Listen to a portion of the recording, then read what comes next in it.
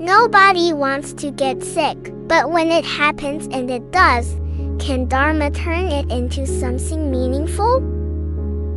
Whatever happens in our life, one should try to adjust, and one should try to be not panic, and to try to be relaxed. That is the most important thing. If you are sick, physically sick, very sick, and very unbearable pains, and then instead of putting a burden to your mind, that you should think of that having sickness is a good positive thing, because by having sickness and by having painful experience, that you are shedding your negative karmas. So when you are shedding your negative karmas in this life, so your next life will be brighter. No need to fall down in the lower realms. Even if this life is very happy, if you fall down in the next life, in the lower realms,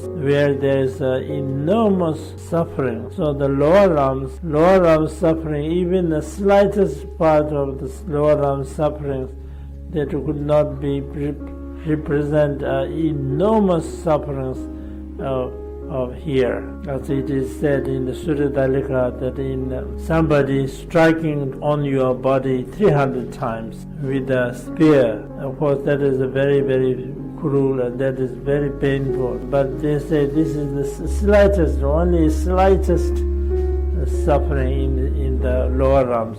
So by having pains and by experiencing the pains, will shed the negative karmas that will cause to be born in the lower realms. It's a good thing. So one should be happy.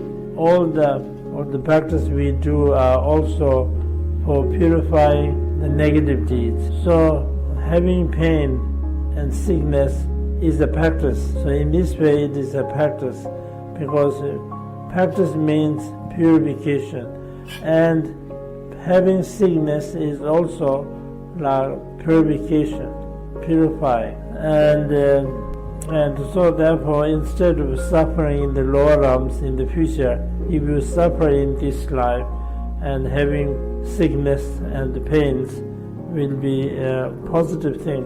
And if you are not sick, also, of course, it's a very good thing, because when your body and mind are healthy, then you can do virtuous deeds, you can do practice.